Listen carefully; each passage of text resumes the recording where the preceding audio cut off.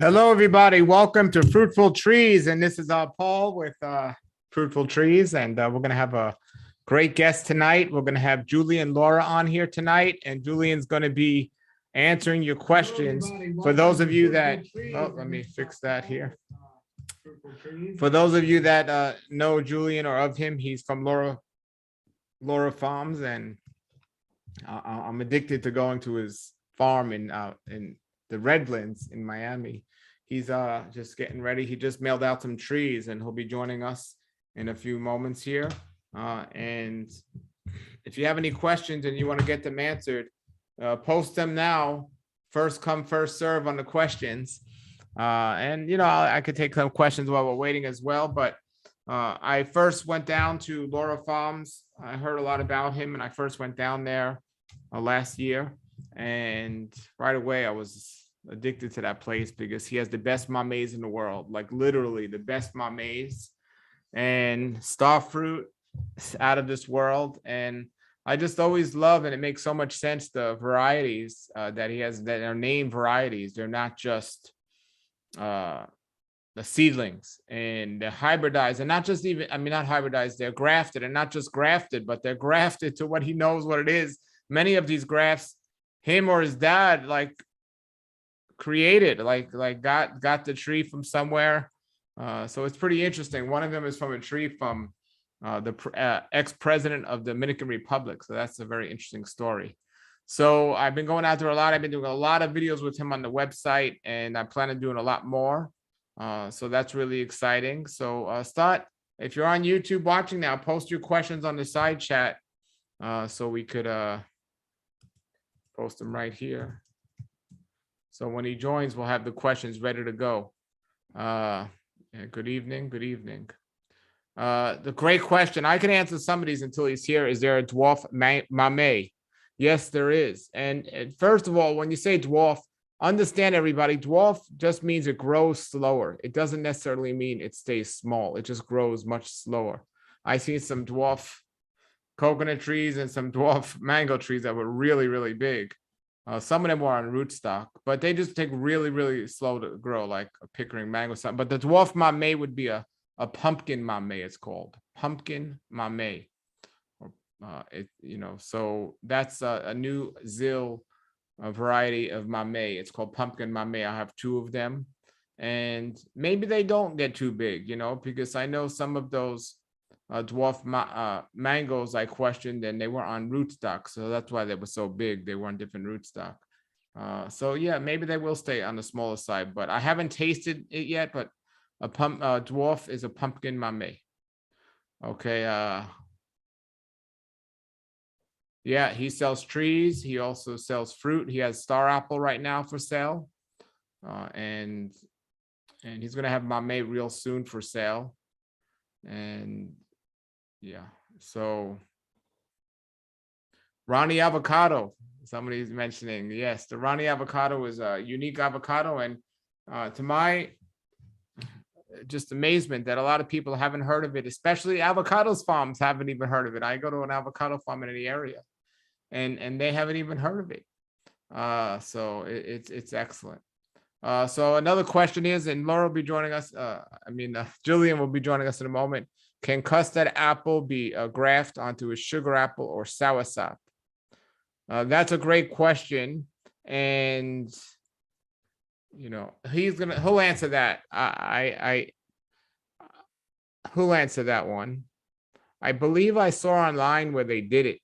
Someone did it in India or somewhere, but I'll let him answer that one so we give you accurate information. There's one guava. Jose Lopez has a question about guava. There's one guava that doesn't get worms in South Florida, and Lara Farms has it. He'll tell you the name of it. I ate it when I was there last time. It felt so good to eat a guava without worrying about worms being in it. But to our knowledge, it's the only one that doesn't get worms. And that's not saying all other guavas will have worms, but they often do. And so the one I had there was just out of this world. So he's going to come on here and he'll tell you which one that is. He'll answer that question. I don't believe he has breadfruit trees at the moment. I'm pretty sure he doesn't. From all the times I've been there, I didn't see any. I don't think. I could be wrong, but I did meet a lady just 2 days ago who lives in the neighborhood and has some breadfruit trees. So I'm gonna go visit her and have her on the show soon. Some of these questions I could answer, and like he's literally should be on in a minute. So is Pickering mango productive? Yes, it is. Pickering mango is very productive. It stays small. It tastes great. It's a wonderful mango. It's excellent. It's excellent. So any new plants on the horizon for online sales? I'll let you know what's new in terms of plants, but I know he's right now grafting some sugar apples. I mean, custard apples. I know a lot of people were asking about that. Can you graft green sapote to Lucuma rootstock? We'll let him answer that. Yes, the custard apple. I had him on the show recently. I was down on his farm and we would talk about why he doesn't net his custard apples. Well, all the other custard apples, it's wise to put a net over them, but he doesn't net his. And he said that San Pablo and Fernandez don't have an issue with worms. Not that they'll never get it, but it's not like other ones. So he said those two varieties weren't too bad. But now he had big trees. If you have a smaller tree, play it safe. But he look at that interview I did with him. It was very interesting and good to know that. So yes, ask as many questions as you want. We should be on for a little over an hour or so. We'll play by ear and see how it goes. And the best tasting mango for, are you guys okay with me answering these questions? I mean, if I didn't answer it, I'll go back and have him answer them, but give me a thumbs up if you're okay with having me answer these. In the meantime, the ones I know for sure. The best tasting mango for container growing, it depends. I mean, without a doubt, across the board, everyone likes Pickering. Everyone loves Pickering. However, like a Julian mango is small, and if you're from the Caribbean, that might be your preference of choice. So if you go on the internet and just look up dwarf mangoes, not semi-dwarf will have a harder time in a pot, but dwarf mangoes can grow good in a pot. But Pickering is probably the most one that everyone likes. Then there's things like ice cream, which some people love, and some people they don't care for it. So yes, Fernandez is a custard apple that's really, really red inside, very red. The cac mango, I have one, and I talked to Alex at Tropical Acres Farms. He says it's one of the best mangoes in terms of production. Without a doubt, taste. I've had it in taste. It's a very big tree. It grows to be very, very, very big, but it doesn't get many of the common diseases. So it's a wonderful one to have. I remember when I was asking Alex, he said that's one of the ones that's bulletproof in so many areas.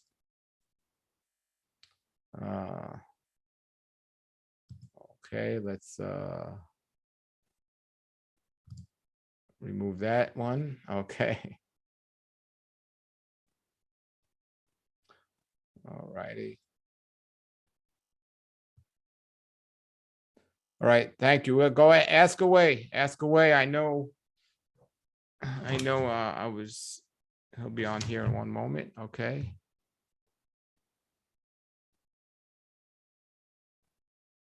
All right.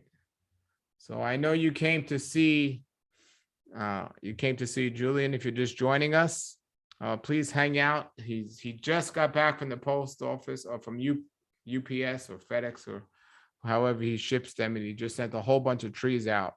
And a lot of time people are now more than ever, people are buying trees all over. So what are good mango varieties for cold winters and very dry summers, as in California Zone B? Well, Alex at Tropical Acres was saying last time that there are certain mangoes that are better suited for California. I think he was saying the peach cobbler is one of them, that he was saying it might do better out there. And yeah, I know in Southern California, there's a couple of nurseries and they would be able to tell you what that's good there. There's one called Exotica. They would have more information about the California climate and the mangoes out there. All right. Go ahead, everybody. Post your questions. Here he is. Here he is. All right. Let's see. He's coming on now.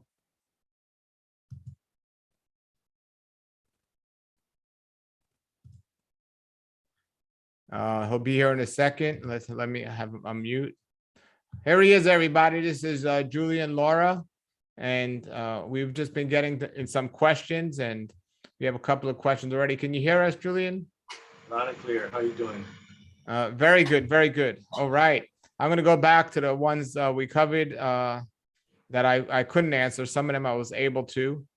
So one of them says, can custard apple be, well, is there anything you want to say before we get started? Custard apple. Wow, man, I sold a lot of custard apple in a very short amount of time, and it went very well. And I did have to refund a couple of people because it turned bad inside because of the wasp. And there's more wasp out there than I originally thought, and they were able to find the little teeny tiny seed. So it happened mostly on smaller fruit, not on big fruit. But yeah, I had to refund a couple of people. But overall, the fruit got out there. People got to see it and try it. And there's some amazing video out there of people eating that fruit. I have it on my Facebook. And it's pretty inspiring stuff. So I'm really glad I did it. I mean, it's the first time I sell it online or like in mass quantities. We did have a question. We did have a question. Is there any custard apple that doesn't get the wasp? And I remember on our video you were saying. I thought Fernandez was it. I mean, it gets less. I mean, I guess the smaller the fruit, the more susceptible it is because the area between the skin and the seed is smaller, and the bigger the fruit, the less. I mean, the more area between the seed and the fruit. You know, it's probably about this much of a distance from the skin and the seeds. And then a small fruit, the distance from the skin to the seeds is probably like this. So it's easier to find, obviously. So that's my theory on, on that situation. But the larger the seed, the more chances of the larvae finding the seed. But on Fernandez and San Pablo, the seed is very small. So they're harder to find. But it all depends on the size of the fruit. So would you say it would be best to bag them if you can? Yeah. But if you're a lazy person and you don't feel like bagging, Fernandez would be your best bet. Okay. All right. Another question we have is, can custard apple be a graft onto sugar apple or soursop? I don't like grafting it on anything else except for reticulata. I'm sure you can graft.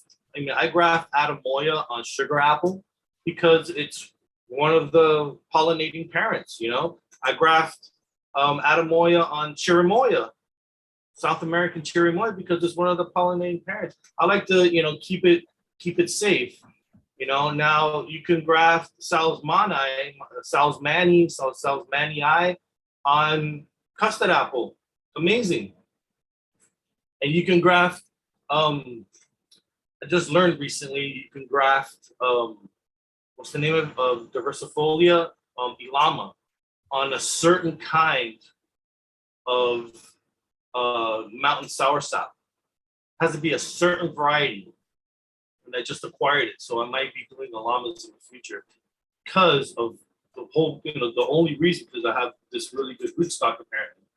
So I heard somebody recently was telling me about the mountain soursop, that's the real medicinal leaves on there. That's 15 times stronger than the regular soursop, the medicinal in the leaves. Yeah, I heard that too. I forgot who it was who told me. It's probably Harmony. I was up at the Jack and the Beanstalk place up here, and the guy told me that. Yeah, I mean, you can smell the difference. It's a lot more potent. And yeah, I've heard that, and I believe it. I remember Hart telling me that somebody or he knew somebody who took a whole bunch of samples of a whole bunch of different kinds of soursop in the wild and took it to a lab, and they found the one that was the most potent, and started propagating that one or using that one for the tea or for whatever process you wanted to do with it.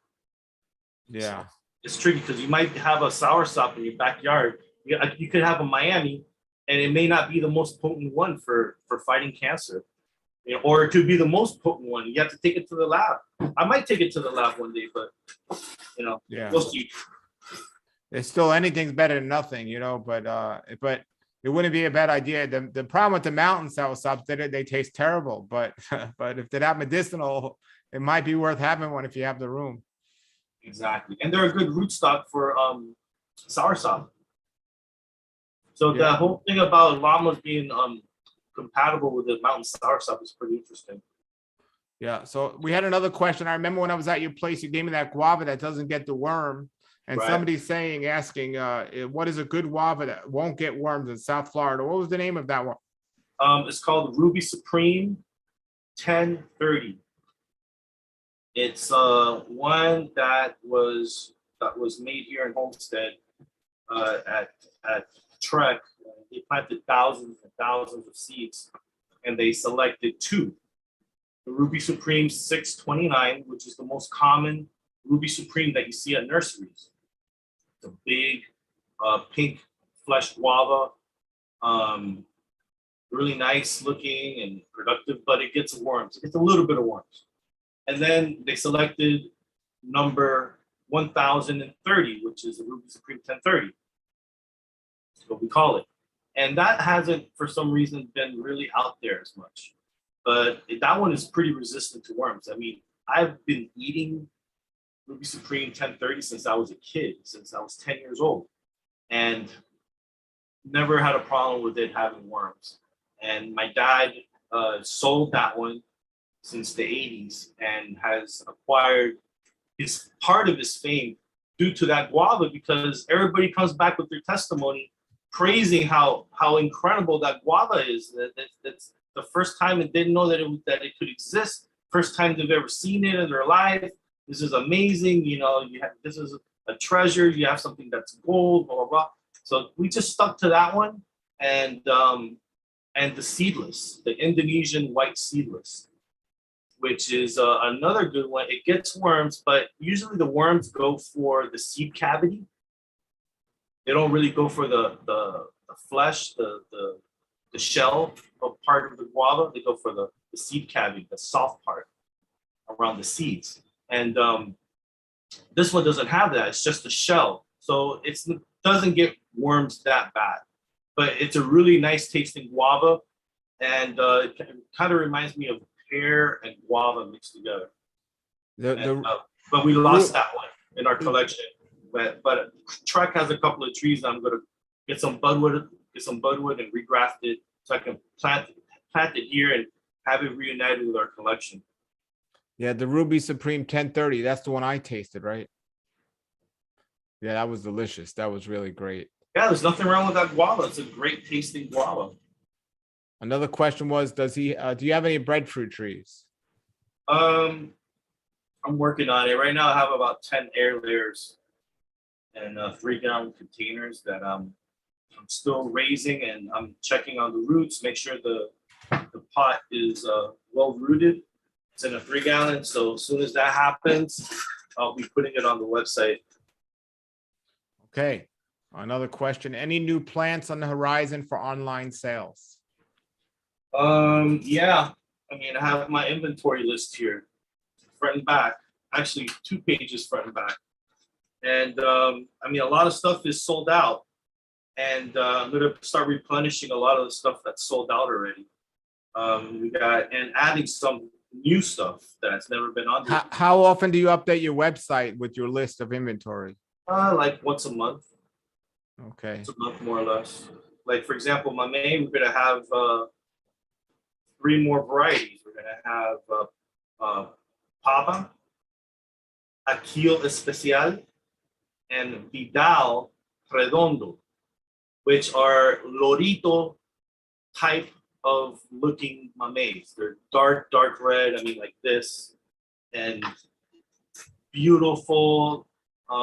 They're on, maybe on the soft, watery side. It's a summer mamey. All of them are like that in the summer. It's not like a paste where it's, pasty and has a nice consistency. Doesn't get slimy.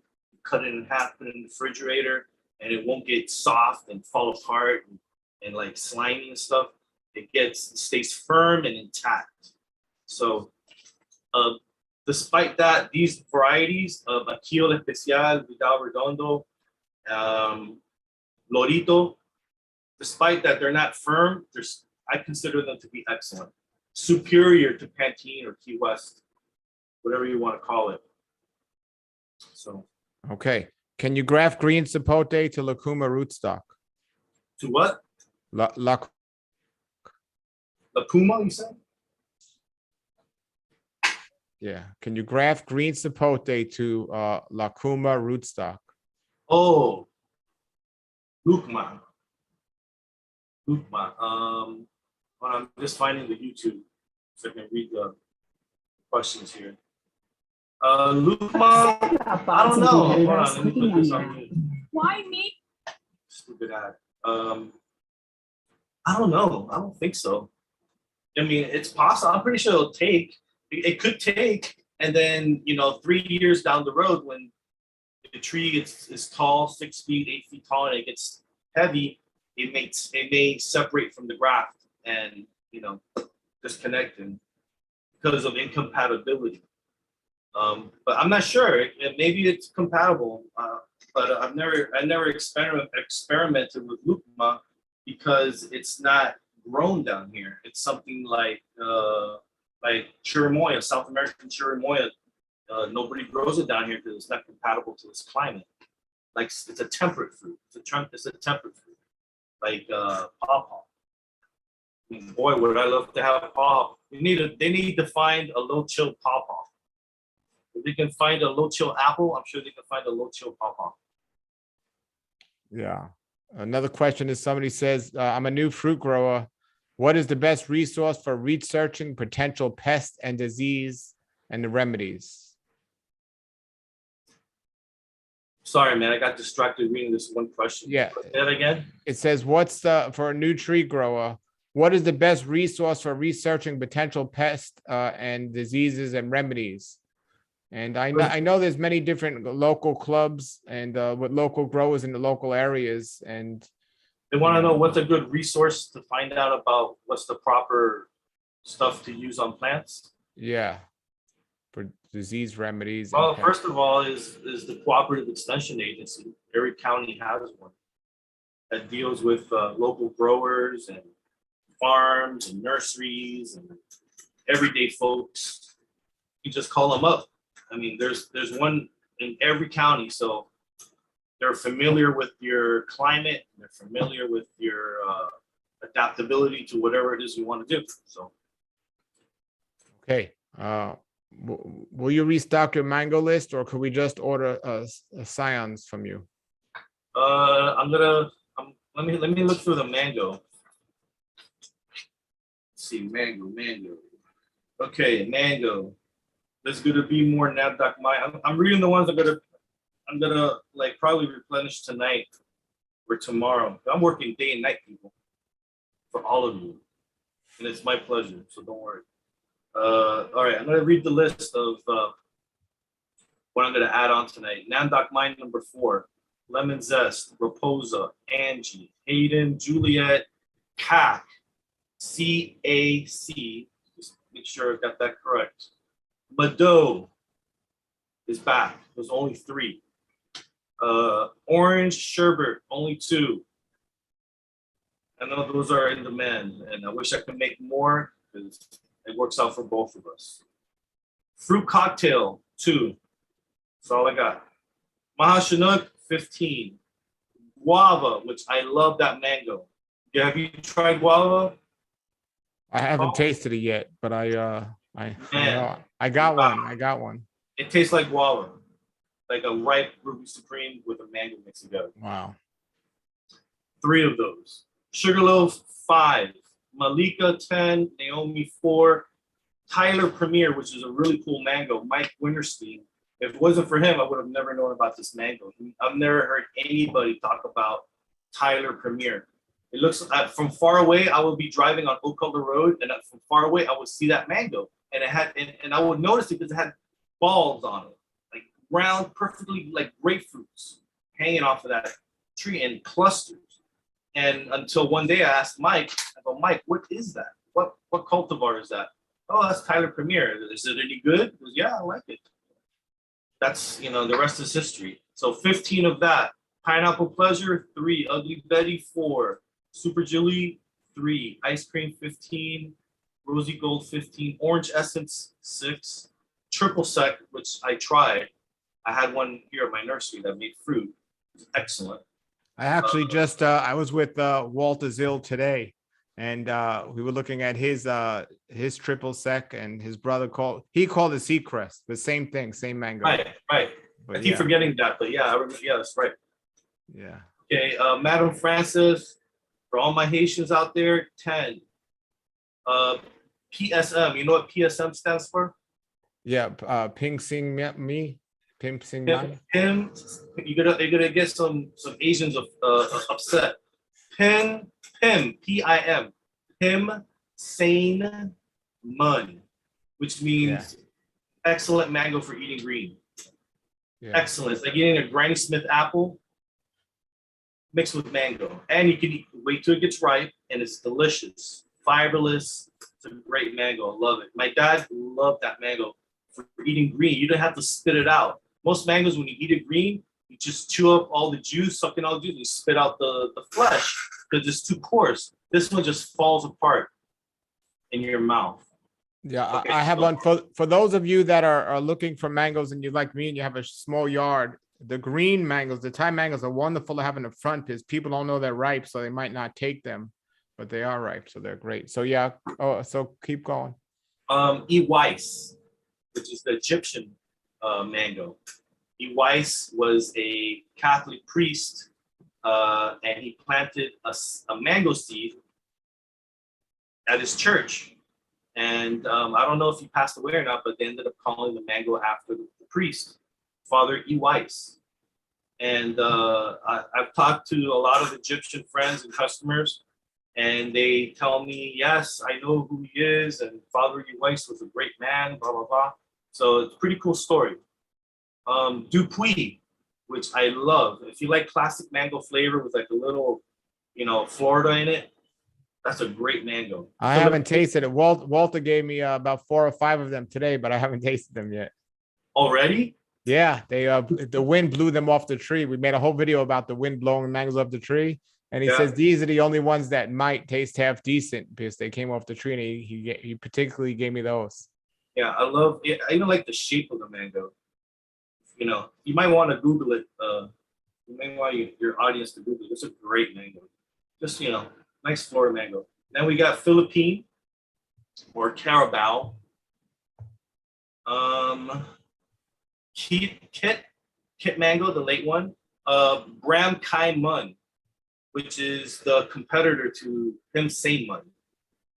They're both for eating green, but I like Pim Sain Mun better than Bram Kai Mun. Okay, and then there's the Wise mango, which is a lake mango like the Kit.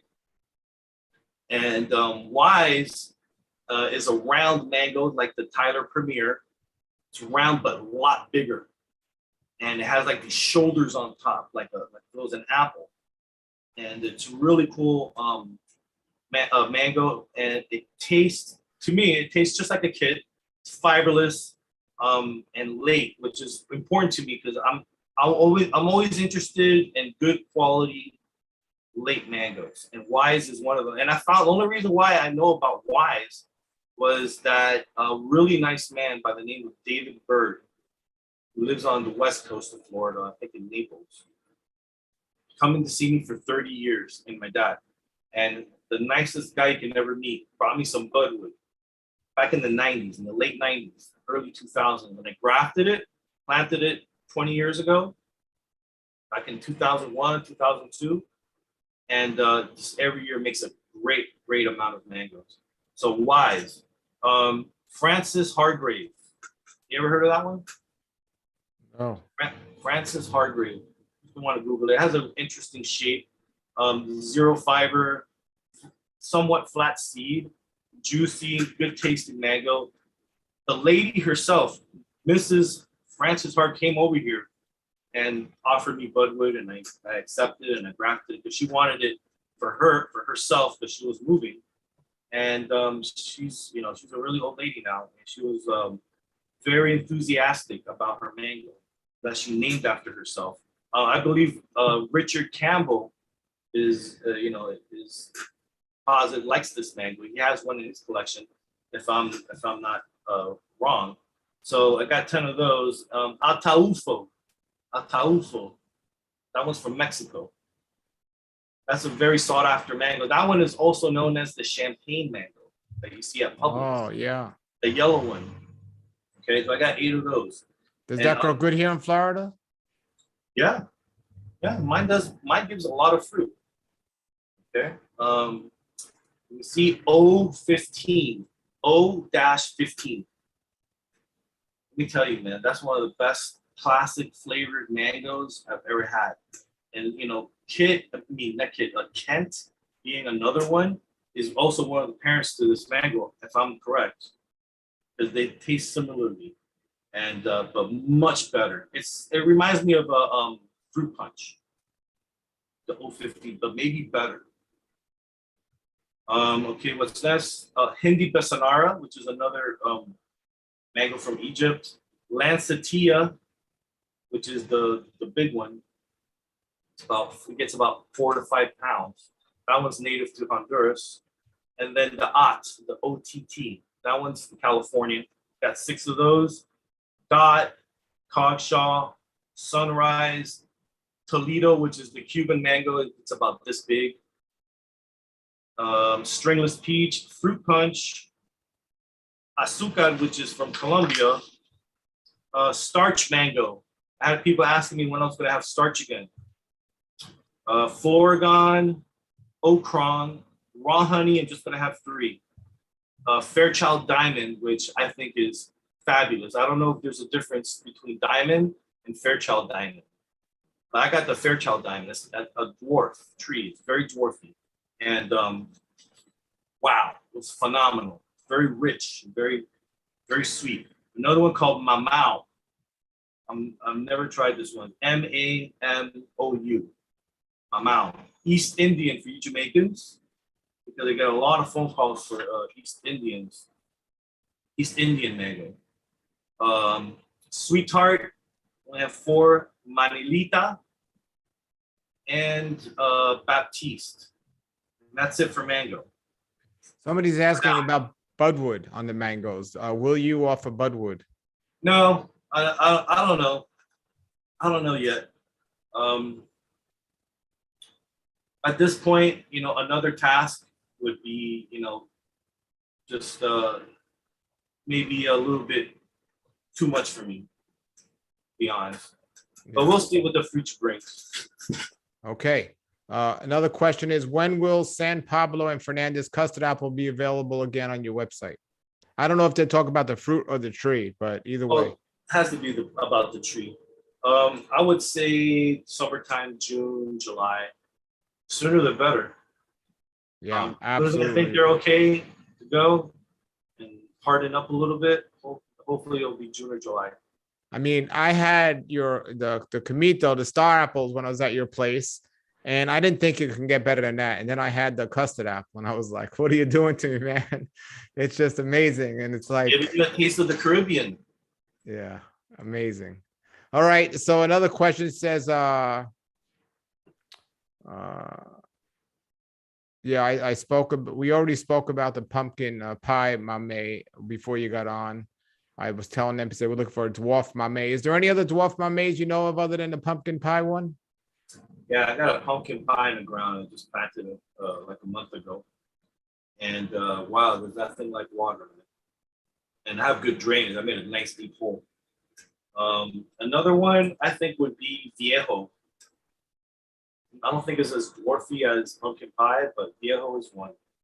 And then Magana, would be like the semi-dwarf Malay, you know, kind of like a Glen, semi-dwarf and carry. But Gaia is more or less the same way.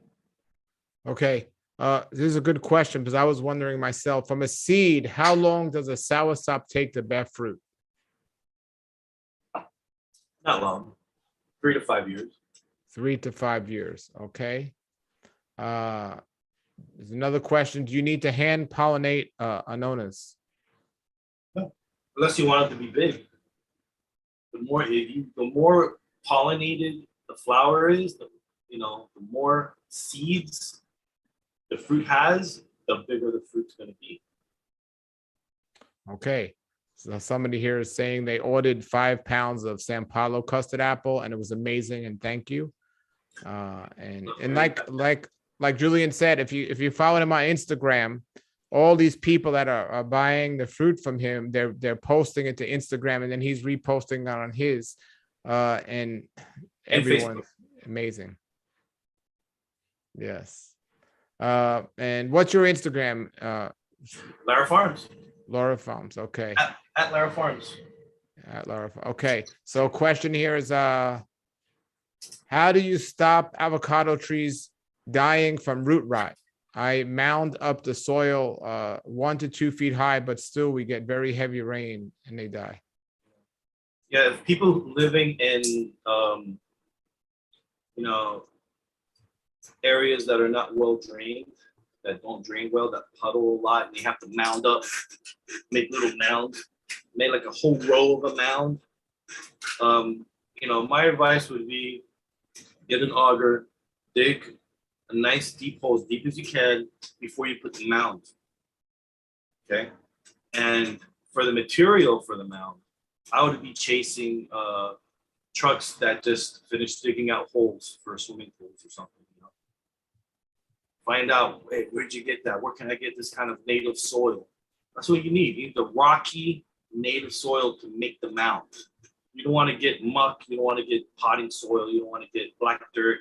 Get some native stuff and use that to make your mound. And put that on top of the hole you made with the auger, and then plant the tree on your mound above the hole. So you have good drainage. And all that water that builds up can go down into the hole. And the more holes, the better. Okay. Another one is, how does a mountain soursop taste? It tastes pretty offensive, I think. It's just sour and bland, no sugar, starchy, grainy, really grainy. I tried to like it, I gave it a chance, but it's something you just take one bite, taste it. Who knows? Maybe it tastes good in a milkshake or ice cream. Yeah. All right. And you don't have any mountain soursops, do you? I think I ran out. I had them on my website, and they all went. Another question is urea fertilizer good for fruit trees? Yes. I have a good friend that lives around here, and he is a big fan of urea, and he puts it on his mangoes, on his lychees, on his Malay, on his jackfruit, on his custard apples, on his everything. He has it on a drip. He just melts it all down and just puts it through the drip line. And this is the same guy that has a mangosteen in his front yard. Wow. 2. And it went through the cold and everything. And he didn't cover it. He just has a lot of foliage around it, protecting it probably. And that's probably what did it. But it didn't take, it didn't even get burned, hardly. I'm really happy. Now this is a good subject. There's a great book called Liquid Gold, and this is a subject that I studied out a lot. There's a great book called Liquid Gold. It's a small book. You can get it on the Amazon, and it talks about this. Now it's okay to if you want to urinate under a tree, but for the most part, if you're going to use urine as fertilizer, you should, according to them, dilute it 10 parts water, 1 part urine. Yeah, I would do it. Yeah, so you don't want to overdo it and burn out the tree or anything like that. So that's what they would recommend. So they just sell read it. the book. They sell it. I think they sell granular granular version. Yeah, and some people actually ferment it, believe it or not. They like collect the urine for months before using it. It's very interesting. There's a lot of different people out there doing a lot of different things with that. So let's see. Another question is, do you have breadfruit trees available? If not, when? I would say end of May, June. Okay. Somebody's asking about the Ronnie Avocado. Do you have them in stock? I think so. In 3 gallons. Look for avocado. Avocado, Ronnie. In 3 gallons. I think I just have 1 left. Well, that's going to go before the end of the night. Oh, and in 1 gallon I have 10. Okay. And there's more behind. We grafted a whole bunch in December, January. Not just Ronnie, but a whole bunch of others. Okay. I don't know what did somebody saying is, when is your lower leg latex star apple going to be available? I don't know what that. Okay, they're probably talking about my house variety, the Okay. Lara purple. Well, we're grafting those, and those are popping right now. So I would say sometime in the summer, like in June, July. On that note, I got a question, because I'm going to a lot of these trade shows and I go to a lot of nurseries, and they all have 2 types of star apple. They're grafted. They have purple and they have green. Now, Right. are all the purple ones the same cultivar and all the green ones are? Or do they just do it for the color and they're calling it grafted? I mean, somebody, has a star apple in their house, in their nursery or their farm, and it's white. And okay, this is my source. So if I'm gonna graft it, I'm not gonna go 5 miles to get budwood. I have it right here. Is it good? Is it the best? Yeah, for me, it's the best. This is mine. So everybody, does what they have to do, and some people are not interested in naming it. Some people just say, hey, look, this is a white one. It's grafted. I don't know what it is. I don't know. It's just a seedling, and this is it. But I'm more, I'm like a hunter of like top-notch varieties. If I want to graft star apple, I'm gonna make it worth my while. Like the Hipólito. Hipólito is top-notch. It's big, it's sweet, thin skin, no latex. It's amazing. So, and they're for sale right now on my website if you want to try it. And it's worth grafting, and it's worth naming, and it's worth promoting. And it could be, it should be like a staple fruit here in South Florida, and also in the tropics. It's a low maintenance tree. It doesn't require any fertilizer. And once it roots out, it doesn't need to be watered. It take care of itself. So it's one of those things that that should be cared for, as far as promoting it. But Hipólito is top-notch variety. Now, is there another variety out there that's really good too? Yeah, I'm sure there's other white ones that are excellent. But I mean, I don't know if it's going to be better, but maybe just as good. And purple ones too. I mean, I got Burgess, and I got mine, and I got another one. I got 3 good ones. So, those that are worth grafting. How does the star apple do in standing water? Like some things, like avocado definitely is no good, but does star apple do a little bit better? It does a lot better. It can take a lot of abuse, but nothing is going to last too long in standing water. Now, the older the tree is, the more it can take the standing water, but nothing can deal with that for too long. When you say too long, you're talking about weeks or months? We're talking about weeks, yeah. Okay. Or less. Maybe 7 days will do it. All right. Somebody's asking if you, what was that? The last thing you said? The water gets old. And I got they don't like drinking old water, just like we don't like drinking. We like drinking fresh water. Yeah. Somebody's asking if you sell day avocado. No. Okay. I don't have a source for day, since this is not, like day avocados for like somebody who lives where it's really cold, cold hardy avocado, and it's not really popular down here. Since we don't have that problem. I mean, Brogdon is what I use for customers who have to deal with extreme cold, like in Central Florida or whatnot, Orlando. That one's really good for that, and it tastes really good. I love Brogdon. You can eat the skin on that. Okay. Another question says, are you moving away from local sales due to online sales? No, I've been open every day, and I do have to limit my sales though, because if I'm running out of something that's on the website, I'm gonna have to hoard it for the website. It makes I sell it for a lot more money than it do locally. Locally, just like anywhere else in the world, they don't appreciate as much as in other places, and I do try to have everything for my local customers, but to a certain point. Okay. Somebody says, will you have grafted Ruby Supreme 1030 for sale? Yeah, I have some almost ready in a 1 gallon container. Grafted, not airlayer. Is there a way to tell the difference between a Ruby Supreme Guava? I have a tree and I don't know what number. Is there a way to tell the difference between a Ruby Supreme Guava and another Guava? They just The other said Guava that. just worms. Yeah, Ruby okay. Supreme doesn't.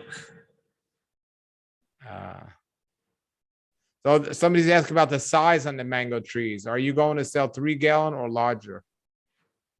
Am I going to sell larger than 3 gallon or 3 gallon or bigger in the future? Sure, I love that. Yeah. I gotta have the inventory. I don't have the 3 gallon inventory that I have right now is like teeny tiny. I mean, it's like, I just stepped them up to 3 gallons. So, and people were taking it just like that, teeny tiny. And, and I can't say no. I was like, oh no, I need these to grow for my website. I mean, people around here want mangoes too. They want mahashinoks. They want cherries. They want, malikas too. So I'm doing my best. It's frustrating. Yes. Well, here's a good question. What varieties of Mesopote can I plant to obtain fruits year round?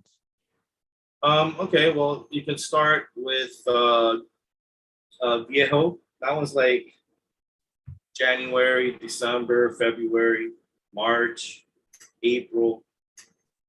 So you have a long season for Viejo. Then you have Pace, which is March, April, May. And then after that, you have another one called Florida, which is June. And then we have the Key West, which is known as Pantene, and that one is July, August, September. But I was selling them online, and they stayed on the tree for a long time, like all the way to December.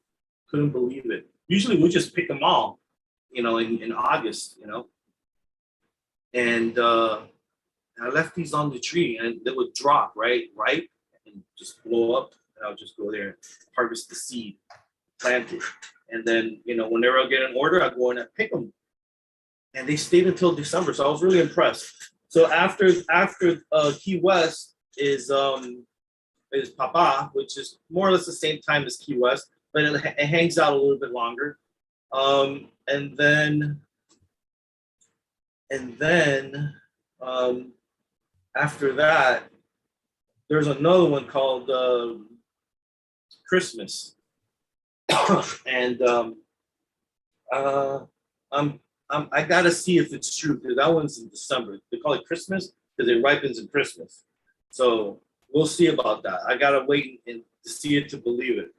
And then I have another one that's really cute, mom. It looks like a little mini Key West, mom. It's called Pozo Azul, which in English means blue well, like a wishing well, like a blue well.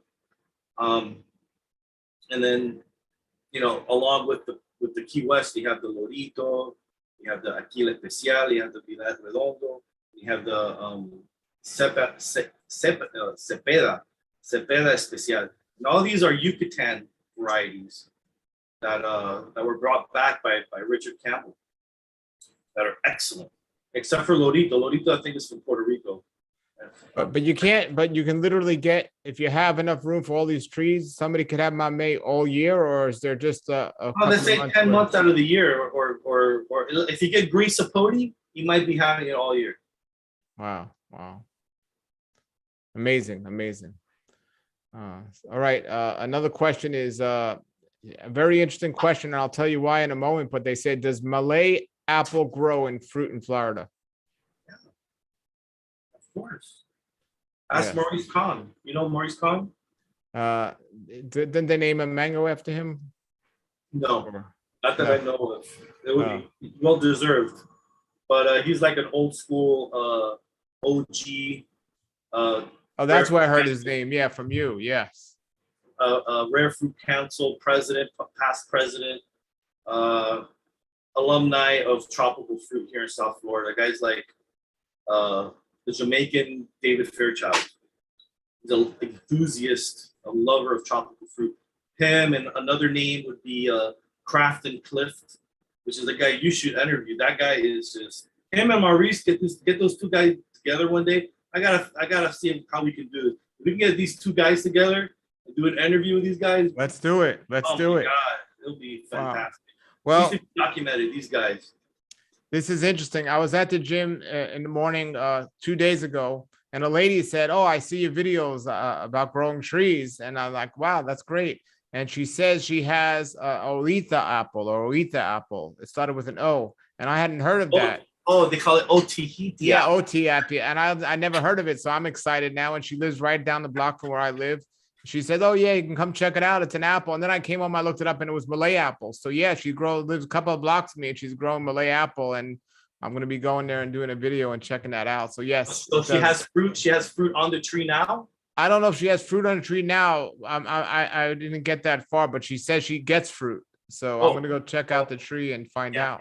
I got a tree in the ground, grafted, thanks to Maurice Kahn, who brought me budwood, and I grafted it successfully, planted it in the ground. So I got his variety that he has in his backyard, and I'm waiting for that thing to get big to make me a lot of fruit, plant seeds, and graft those.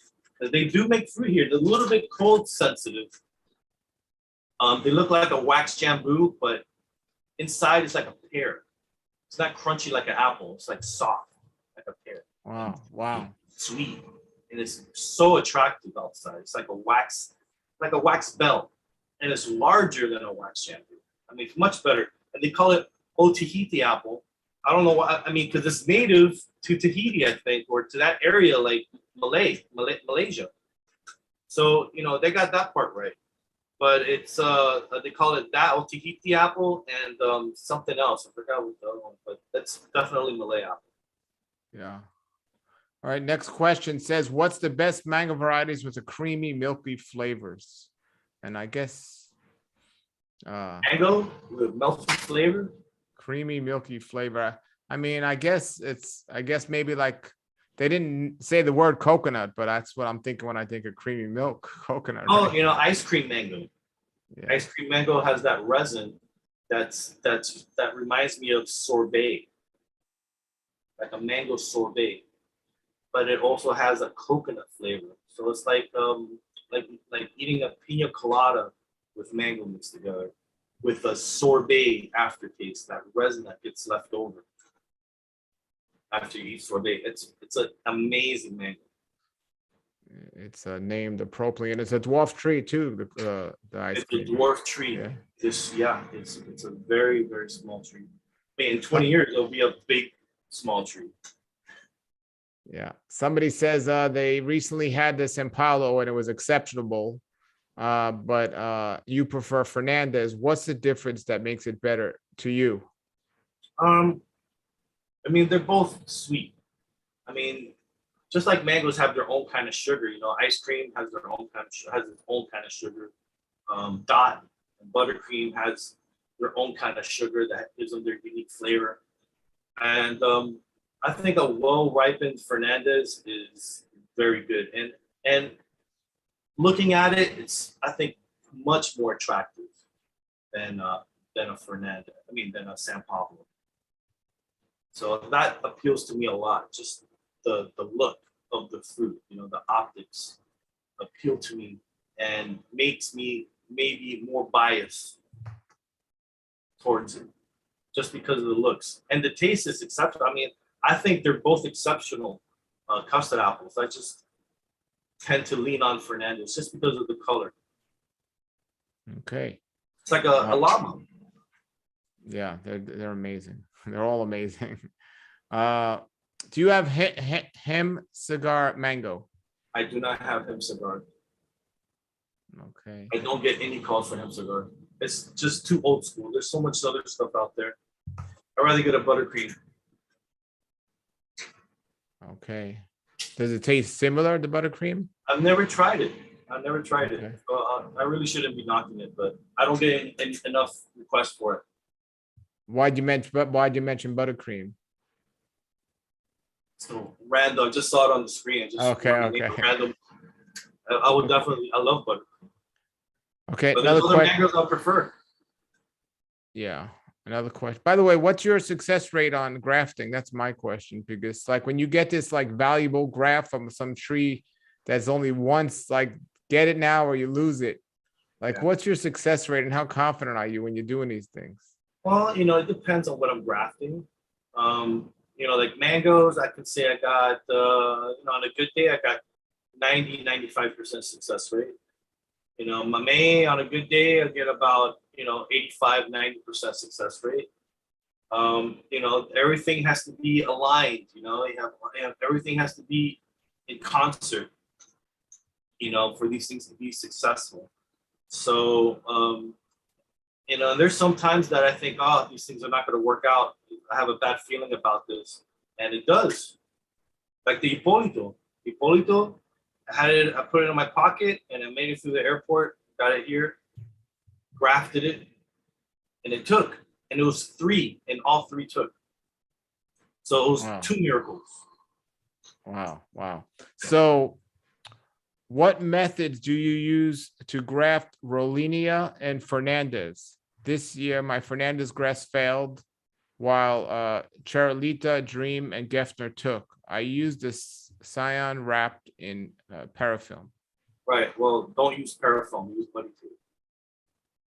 Buddy tape will turn anybody into a professional grafter. So just get the budwood, wrap it, take off all the leaves, wrap it, and then cleft graft it on a semi-tender rootstock. Put it in full sun. And when you have suckers growing underneath the graft, remove them. That's it.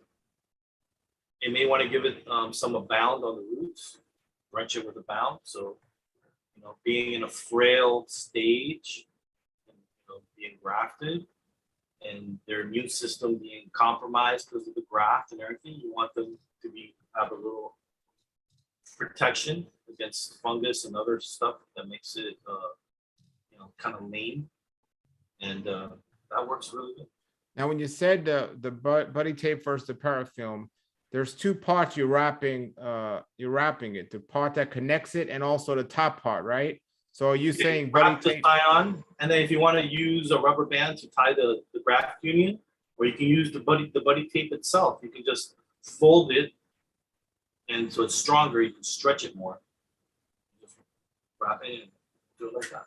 So when you said that, though, you were talking about using buddy tape and not the parafilm to wrap it, like the top and the bottom of the Yeah, buddy? I'm not using parafilm at all. I'm wrapping the budwood like a mummy.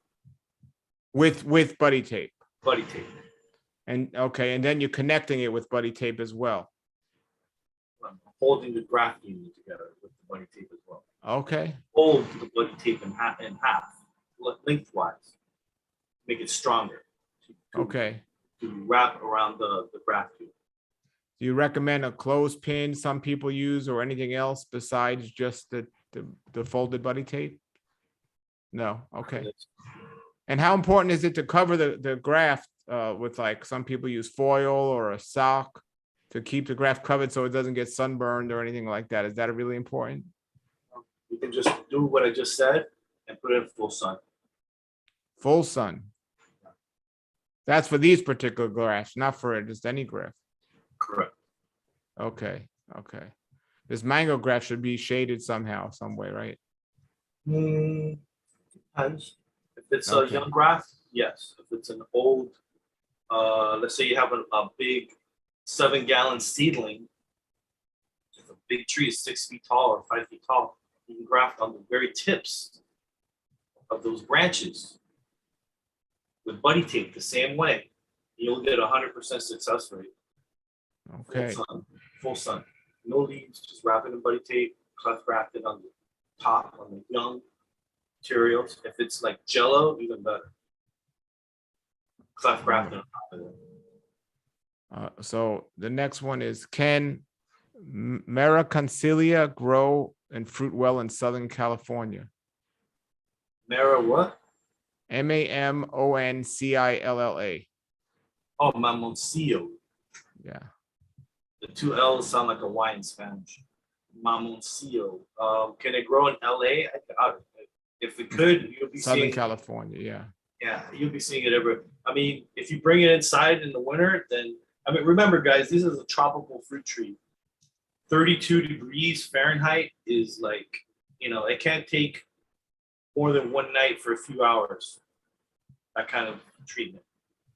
So you got to do what you have to do to protect it. Bring it in the house, leave it in a pot, make a structure around it if you want to put it in the ground. And people have successfully fruited a lot of stuff doing it that way. A lot of people, starting with Japheth Harrison. It's on Facebook. And that guy has probably 20 cultivars of mango in his house in Atlanta, Georgia. And he's tried a whole bunch of mango from his trees. And he posts it, he has pictures. It's inspiring. He said that he's from somebody who's growing it here with ease. What he's doing is pretty amazing. I actually saw once a house like up north in Wisconsin somewhere, and they had a greenhouse with a heated swimming pool, and they were growing fruit trees in this big giant place. It was the most amazing place, snow outside and fruit trees. Yeah. It's amazing. Yeah. Yeah. So now we did a video recently, you and I, about the Cochin jackfruit, the dwarf jackfruit, and somebody's asking about dwarf jackfruit in general, and another dwarf jackfruit is the honey gold, and they're asking about that. Is that how does that taste? They want to hear from you. How does it taste? And about more about it, the size. It's a crunchy jackfruit. If you let it get too ripe, it'll get bubble gummish. But it's really sweet. It's a nice jackfruit. It's easy peel, and it doesn't get too big. I have one in the ground that's 20 years old, and it's very manageable. It's not like a golden nugget. Or another one is black gold. Black gold doesn't get that big. I have a few of them in the ground, and they're small compared to a golden nugget. They're kind of like a Cochin. Black golds. Are they really? Yeah.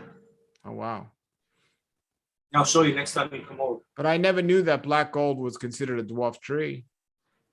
I don't never read anybody considering that to be a dwarf. But I have maybe 3 trees in the ground, and they're small compared to other cultivars like China. That's a massive tree. Golden Nugget, that's a massive tree. I mean, Cochin is a dwarf. Cochin is a dwarf. Right. But you're saying it's like like black gold. So, but black gold's not a dwarf. I mean, they're both the same size and the same age. Got you. Okay. And it's interesting you mentioned the black gold and also the Chine, because I have both of those. So somebody says, what's the difference between the Cochin and the honey gold jackfruit? They're both supposed to be dwarf. What's the difference? I mean, the look of the fruit, the size of the fruit is pretty much the same. It's not a big jackfruit. The flavor is different. Cochin just melts in your mouth. like cotton candy. The what you want to call it, the honey gold could be crunchy or it could be bubble gum that you have to chew it forever. Somebody says the honey gold fruit's about 10 to 12 pounds, the cochin about 2 to 5 pounds. Is that true? Say that again. Let me see. Somebody said honey gold fruit's about 10 to 12 pounds. The cochin fruit's about 2 to 5 pounds. That sounds pretty accurate. Okay. It's a smaller fruit, cochin. Now I want to caution everybody, you know, a dwarf mango tree like a Pickering, you can literally keep small, but a dwarf jackfruit tree grows much bigger than a dwarf mango tree. You know, so even though it's dwarf, it's still big. I've had Pickering. I have a Pickering here that was it got really late. He got pretty big. It was looking for sunlight too. It was in between plants. Had to cut everything back. But you know, in 10 years, I've seen Julie mangoes that are like 30 years old, and it's a big tree already. I mean, so ultimately, it's really up to you and the chainsaw. You know, when your Julie is 30, 35 years old, you're gonna have to get a chainsaw and cut it in half.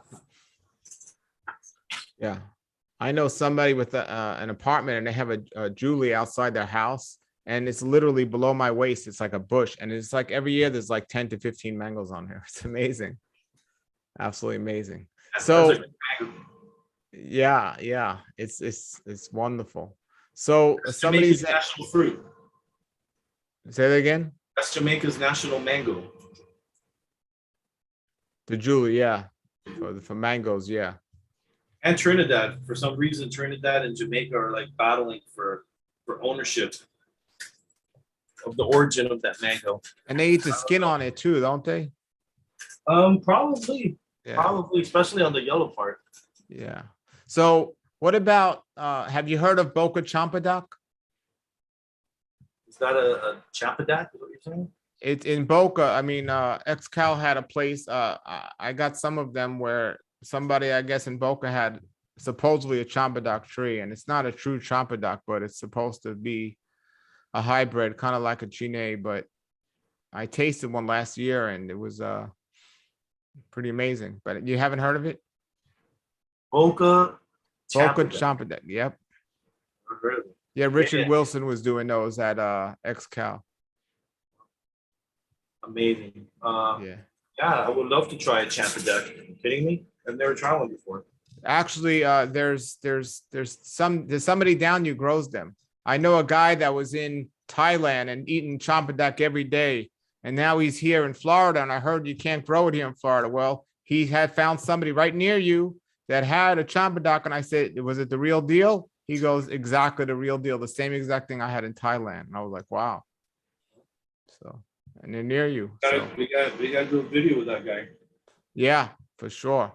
All right. Somebody's asking, we haven't spoken about this yet. Somebody's asking about avocado. They said, what's the creamiest avocado variety? I like Simmons a lot. And there's one called Ignacio, which is from Cuba. Somebody managed to get some fluid out of there of that cultivar. And that one's really dense. I mean, really dry avocado. It's really good flavor. Then there's the Ronnie, tastes really good too. It's really dry and dense and late. The Russell, when it's completely ripe, when it starts flushing yellow a little bit, great tasting avocado. Catalina is a great tasting avocado. I always like when the skin blushes yellow, just a little bit. Tower number 2, tonnage. I mean, there's so many good avocados. And there's watery ones too. And some people like watery. And those would be the Black Prince, for example. That one's super watery. Not my taste. The Hialeah Red is on the watery side, not too watery, but it's on the watery side, but good flavor. And the Hardy, which is the long neck red skin avocado, and that one's on the watery side, maybe more than Hialeah Red. But it's a very rare variety just because of the color of the skin. very sought after. And then we got Miguel. Wow, when Simmons is over, Simmons crop is done, Miguel starts, and Tower, and both of them are just the same thing as a Simmons, good quality. Yes. Okay. What rootstock of mango? What will the rootstock of mango plants you are selling work in California soil? Would like to know what variety of mango will do good in California or dry and cool climate areas. Well, I use monoembryonics, and I also have polyembryonic. Locally here in South Florida, the polyembryonics are really good. They do well, but I hear that in Southern California, they do better on monoembryonic rootstock. So we can say a good 80% of all my mangoes are grafted on monoembryonic, which are, like Hayden and Tommy Atkins, Irwin, stuff like that. Usually stuff that I find on the ground. Pick it up, clean it, plant it. And they'll do good in California? Yeah, I mean, in California, people do a lot of mango. I see a lot of beautiful, disease-free mangoes coming out of there. I mean, more beautiful than over here in South Florida. Because the dry climate is very suitable for mangoes. I mean, obviously. But it's that winter. They have to, I don't know what they do to protect it. In San Diego, that's as far as you can go south. And there's a lot of pretty mangoes. And in Central California, I've seen people growing mangoes in Sacramento and San Francisco and crazy places. But they bring it indoors, or they have a nice greenhouse. Okay. Speaking of mangoes, somebody's saying, when is the best time to come to Florida for mangoes? And also, are you going to be selling mangoes and shipping them through the mail? That's yet to be seen. I did sell some mangoes last year over the mail, and that went pretty well. So let's see, because I do have to plant seeds to make more trees. So I'm kind of like in a dilemma. So the best time to come to South Florida, I think, would be June, July. June, July, yep. And okay. August, early August. Somebody's saying, what variety of jackfruit tastes like a melon? Somebody said they saw one of my videos or something. Somebody said a jackfruit tastes like a melon. Do you have anyone that might sound like that? Melon. I don't know, man. The only thing that reminds me of honeydew melon is Caimito, star apple.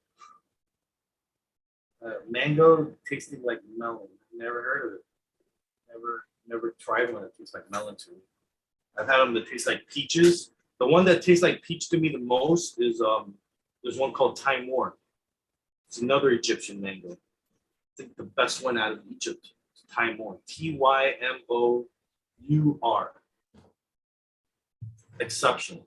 Tastes just like you open up a can of peaches and like drinking the syrup, eating the tastes just like that with mangoes mixed together. I had that experience with last year. I had juicy peach and also peach cobbler, and people told me peach cobbler doesn't taste like peaches. To me, it tasted just like peaches and canned syrup. It was amazing. And the juicy peach. I tried one of those too, and it didn't really. It just, to me, Timor tasted way much, peach like than those other two. Well, I only tried one out of those two you mentioned. I don't remember which one. But yeah. When those are ready, I'll make sure you try one of those, because I've had, East Indian mango. You tried East Indian? Yeah, they're very have a lot of. Yeah, I did. They're very have a lot of fiber. Yeah, they have a lot of fiber, but they have that peachy flavor to it, kind of like Jakarta. Yeah. Have you tried a Jakarta? Yep. Does that have a peachy flavor to you? I mean, yeah, but the ones that when I had that one, it wasn't as ripe as when I had the peach cobbler and the juicy peach. They were like the perfect time to eat them. And the man himself, Gary Zill, I went to his farm like 20 years ago. Everything's 20 years ago. And he gave me a Jakarta, a ripe Jakarta, and it just blew my mind. I was like, this is the best. Some people don't like it, some people do, but I thought it was like amazing. tasted like a can of peaches to me. But this time more is even like, I don't know. It's I think it's a little bit next level. Well, I want to encourage everyone to get a tree if you can, because I'll tell you this, no matter where you buy a mango from, there's nothing like learning and eating a ripe mango off your own tree or somebody's tree and just picking it off the tree and eating it.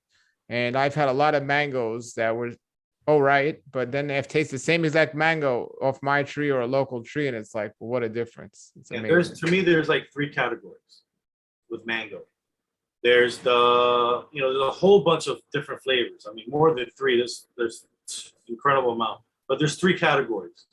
There's the Indo-Chinese, which is the Philippine, the Nam Dak Mai, the Pim Say Mun, that kind of flavor, Indo-Chinese flavor.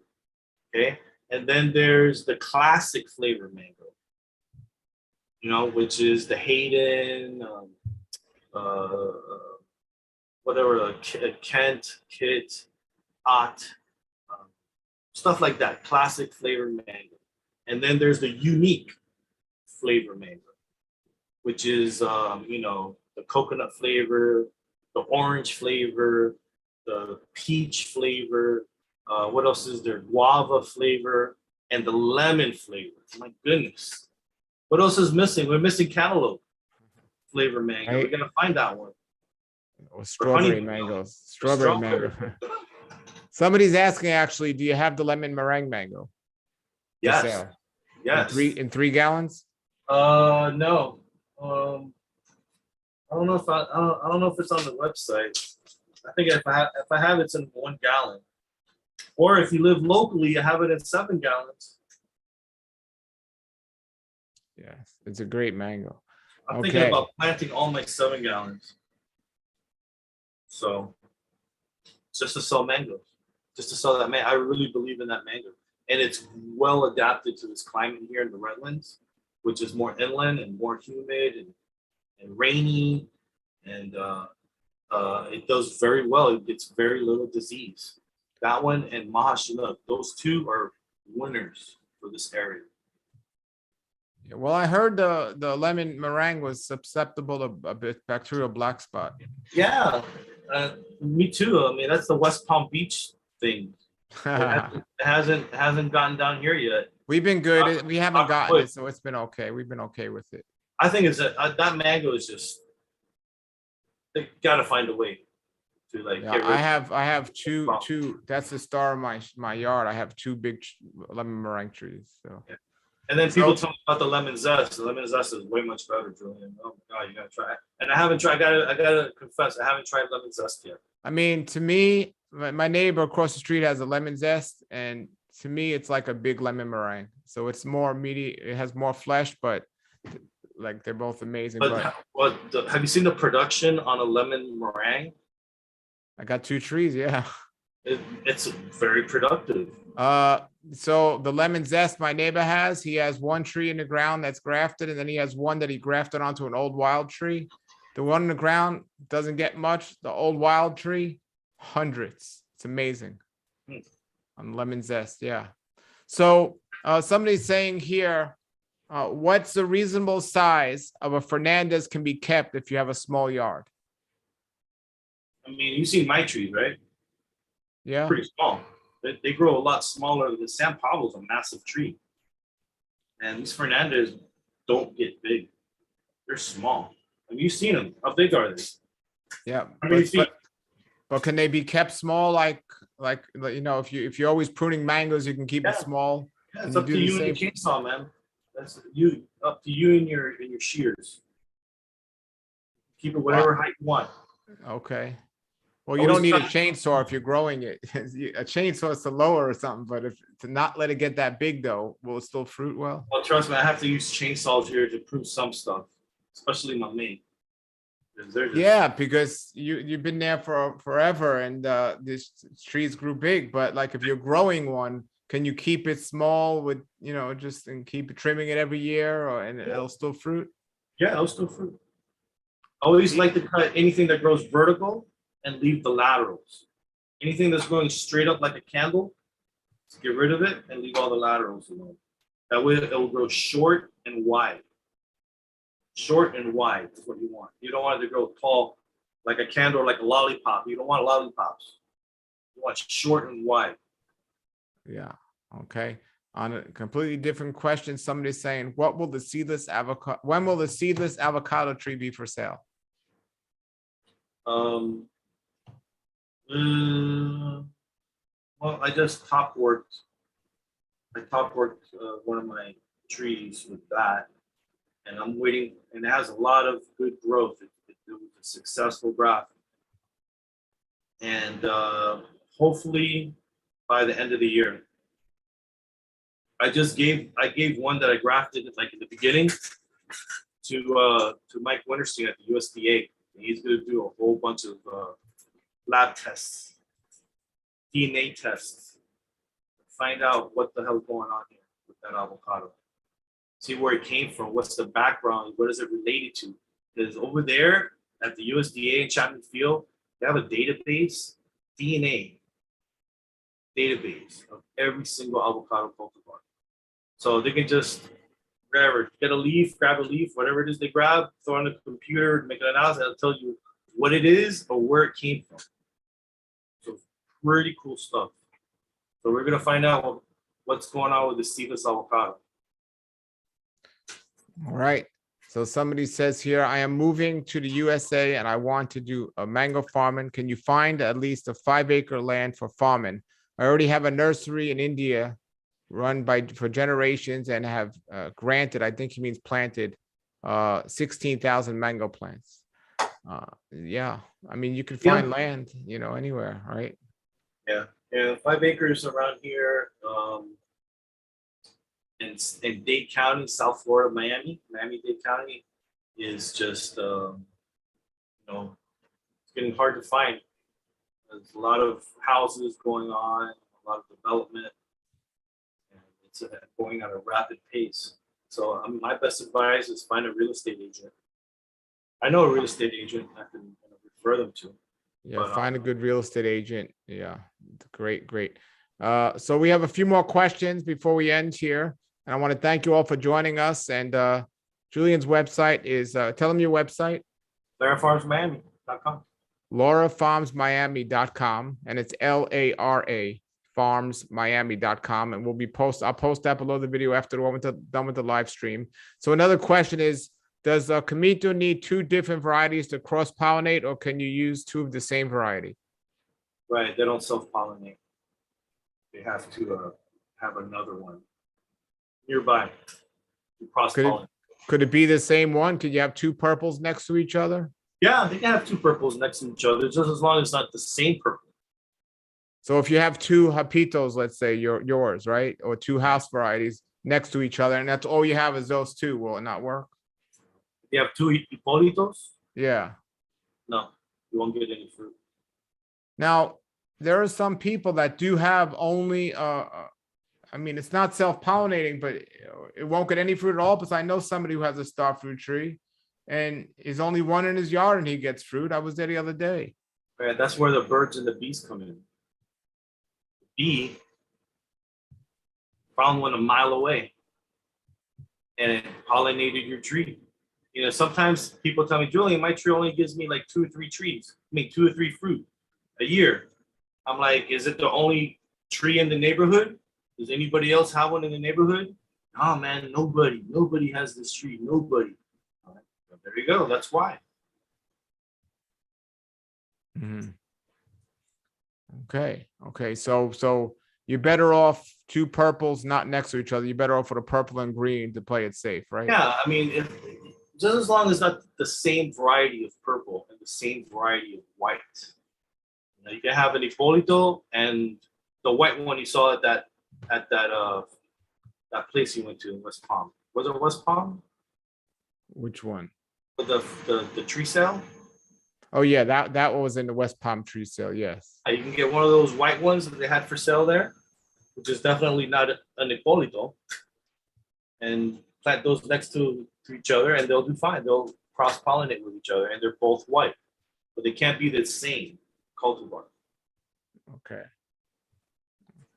And how tall can you keep a star apple tree. Can you keep them short if you did the pruning, or will they not fruit? Yeah. Yeah. Yeah, you just see the job I did on mine. Cut mine's in half. And they still fruited for me. Last year they did it, but this year they did it. That's when we cut it. Okay. But you can keep it as short as you want, is what you're saying, as long as you keep up on it, right? Yeah, well, not as short as you want, but the reason they'll say that at 15 feet, 18 feet. What happens if you try to do 8 feet? It won't fruit. You got remember you have to. I always say, cut the vertical branch and leave the laterals so the tree can continue to function. Because if there's nothing going on, if there's no leaves and branches, it's just a stump with just something going on here and there. Nothing's going to happen. You have to allow the tree to function. Got you. Got you. All right. Somebody's asking a few more questions, everybody. Somebody's saying, is Simmons avocado a vigorous tree? It's not a big tree, no. Choquette is a big tree, for example. Catalina is not a big tree. Actually, Simmons, I think, is a smaller tree than Catalina. Okay. And it can be kept very small. They come in with those blades. You see them cut groves, cut them into like squares. So they do at Trek. They go in there with their blades and they just hack everything into like a mold. So how small can an avocado tree be kept? More 10 feet or below? At all? 12 feet, 10 feet. Okay. Another question is, do you have a Hatcher grafted mango plant? Hatcher mango. Hatcher, no. Don't do Hatcher. Not a lot of requests for Hatcher. Somebody says, my seedling mango seems to grow faster than the graft ones. Why is that? Oh, yeah. Seedlings grow like candles. They go straight up. Grafted trees, depending on the variety, there's some varieties that grow straight like a candle. There's some that grow more leggy, some that grow dwarfy, But most seedlings, when you plant them, they grow straight up. That's just their natural instinct, because in their natural environment, they're in the rainforest or whatnot, and they have to compete for sunlight. So the first one that gets to the top wins. How many years from a seedling to get a mango? That vary on circumstances? Yeah, I mean, usually it takes as long as a person to reach sexual maturity. But there's always exceptions. Got you. Some mangoes, for some reason, will fruit in 6 years, 5 years, And I have a friend over here told me that he planted a seed and it made flowers in 3 years. But it didn't make any fruit, but it did make flower. That's rare. That's like super rare. Okay, a handful of questions left and we're done here. Do you ship trees to the Caribbean? No, maybe Puerto Rico. Okay, when the scion and the rootstock are different sizes, is it better to align one side of the caprium layer or just try to cross them to get both sides? Do as best as you can to get both sides, but at least one side gets aligned with the camera. Okay.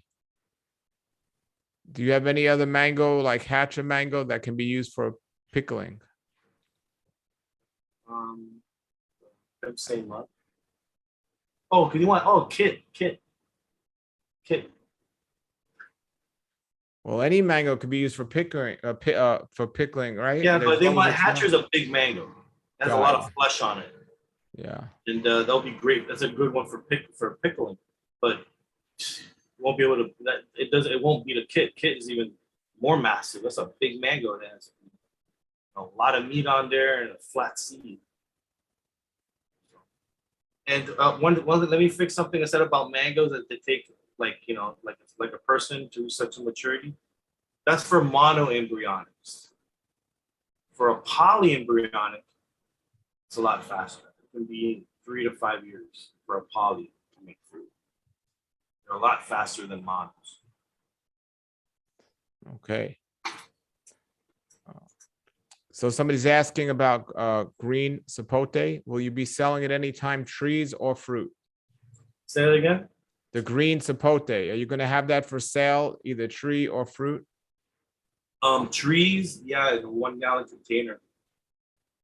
Probably this weekend I'm going to be posting it for sale on the website. Whitman variety. And maybe the Pohama oak, which is the Hawaiian variety, which is a little bit bigger than the Whitman. Okay. Here we go. Why my Myers lemon tree is putting out lots of flowers, then they all fall, going on 2 years now and no fruit. A good question. Probably not self-pollinating. Can't self-pollinate. Maybe you should get Myers lemon or Sunkist lemon. What's another variety of lemon besides Myers? Eureka, Bears. Okay, there you go.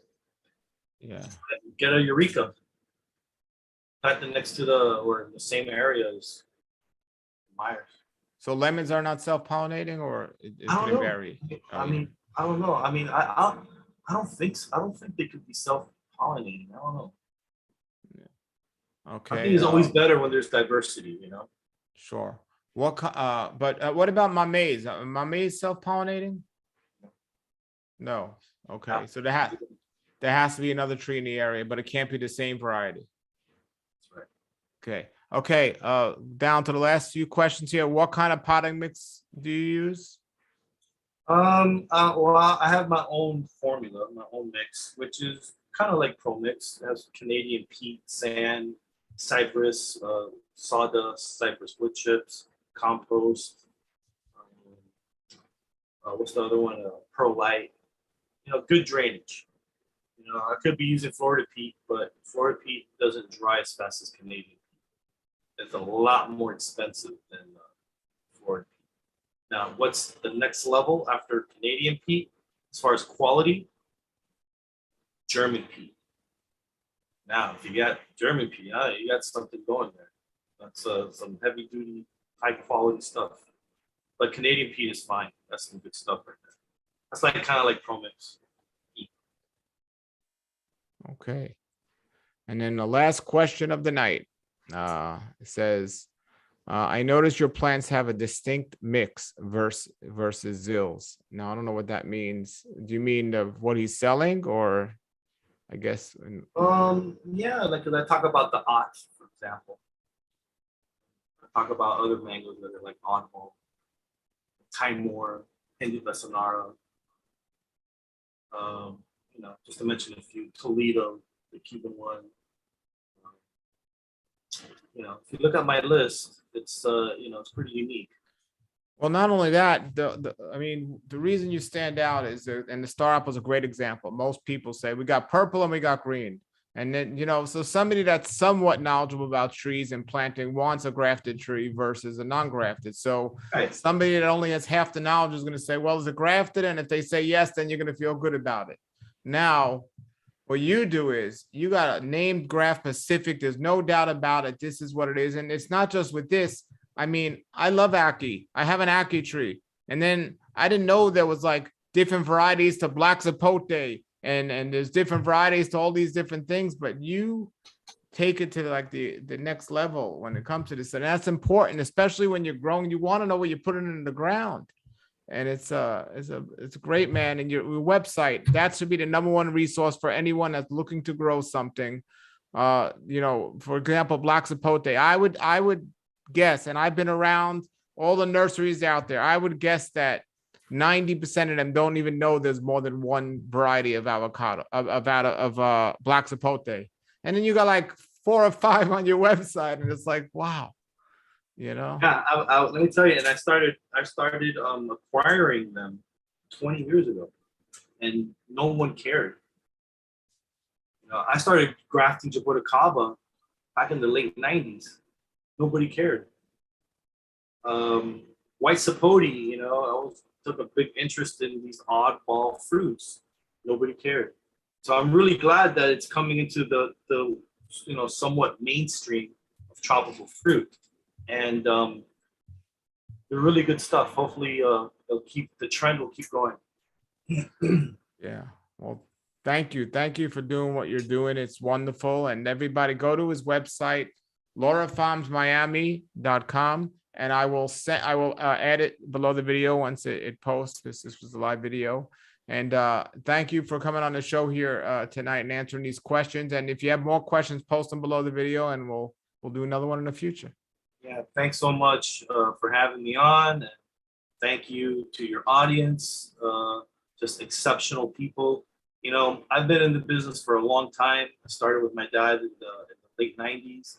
And, you know, everyone that's rolled in here by fruit trees have been 99.9% of the time have been exceptional people. You know, good-natured, decent, just top quality people. And for some reason, tropical fruit attract people like that. And it's a great thing. And I love what I do. I'll tell you that right now. Let everybody know that. One of the keys to a healthy life is loving what you do. So that's great. And you're blessed. If you love what you do, you're one of the lucky ones. And I just trying to fine tune it as best as I can so that everybody can have a great experience in this realm that we call the tropical fruit world. Yes. Hallelujah. All right, everybody, have a blessed night and thank you. And everybody keep growing. All right. Thank you, Julian. All right. Hold on 1 second there. Yeah. Sure.